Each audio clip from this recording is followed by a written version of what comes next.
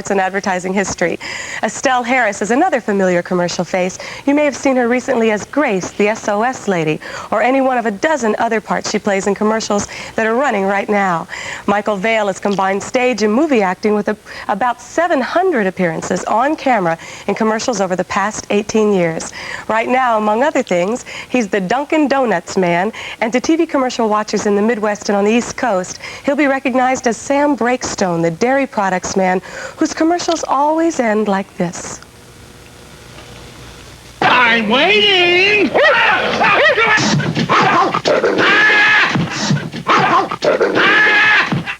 What a way to make a living. Good morning to all of you. First of all, Dick Wilson, 19 years as George Whipple. What has that experience been like for you personally? Security. It's been security, and it couldn't happen to a nicer boy. Well, that's what we've heard. Yes. How did you get the role in the first place? I was the co-producer of a show in Las Vegas, and my agent called, and I thought that was rather strange because I had him listed with missing persons. And he said, "How do you feel about toilet paper?" And I said, "I think everybody should use it, you know, especially if they're coming to my house." And he said, "They want you for an audition." I said, "How do you audition toilet paper?" He said, "It's a screen test." I said, "That's worse. That's a permanent record." He said, "Will you go down and see them?" So I went down the following day. We shot it, put it on film, mailed it to, or shipped it that night to New York, and we did our first Charmin commercials. Are you ready? Next Monday in Flushing, Long Island. No. You are. No, that's the truth, honest to God. Did you have any idea it would be so successful, the whole campaign? No, I had no idea. I thought it was a one-shot, and I was dying to get back to my job in Las Vegas. And 19 years later, here you are, George Whipple in person. Yes. Estelle, before we go any further, let's take a look at you in your most recognized commercial role. Wherever you are now, Ma, I hope you're sitting down. I'm not using Brillo anymore. I switched to SOS. SOS has special things in it to make it cut grease better. You know that terrible burnt-on grease. SOS even works better on that. You should see Grandma's roasting pan. It hasn't felt that clean in 40 years. I know you like Brillo. But, Ma, you've been wrong about other things. You also like Mo. Oh, poor Mo. Estelle, you were a stage actress for years, and it's only really in the last 4 years that you've been doing commercials, and you've been very successful at it. That's right. Do you think there is any stigma attached at all to an actress who does commercials? Absolutely not. Some people do. It's a joy.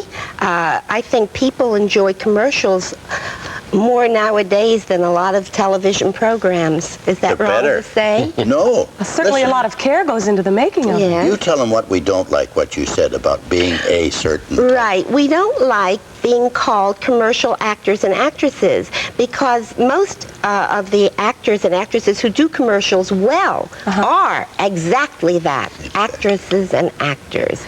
And an awful lot of people try out for these roles. I don't know if the public is aware that how many people would have tried out for that particular role. Well, the competition is very keen. It could be anywhere from 50 to what, 200? For each role? A lot of hungry actors. Yes, yes, yes. Well, mine 19 years ago, 55 men tried out for the role. And I wonder what they're all doing today. Tried out for the role. Oh, God. Isn't that awful? It gets worse, you know? Sometimes I go outside and come back as another person. Just to keep what I have a makeup kit, and I keep coming back as a different person. Well, we've seen you as so many different people. You've done Bromo Seltzer, you've done Colgate, and now as Sam Breakstone. Your little dog is just never leaves you alone. How do they get the dog to do that? Well, he's just a rotten kid. No. He's a very trained little dog, and he's sweet, and his name is Jack, and we call him Jack the Nipper. And have you ever been actually bitten in the process of it? Once and a half. Yeah, a little nip here. But does he bite anybody else around, or is he well behaved? If he gets excited sometimes, there's a lot of noise and mayhem, he'll go for a cameraman or someone, but generally he's very, very good and trained. Only if something happens and there's a lot of noise, and then he'll lose control. But he has a wonderful young lady who trains him, and he'd be here, but he's parking the car now. And what about the difficulty, though, of being a spokesperson for a particular product for 7 years? How does it affect the other aspects of your career? I think it enhances it. It doesn't typecast you so much that other people don't want you to work for them? Perhaps sometimes there is that, but after a while, the other advertisers seem to join in, and they want you because you're getting... Because you're hot, huh? You're hot, right. It right. seems to I'm work hot. as a showcase. It does. It works as a showcase. Not right? for me. Yeah. Now, yes, well, Not for Mr. me. Whipple, it must have has killed me stone dead because I am so well known.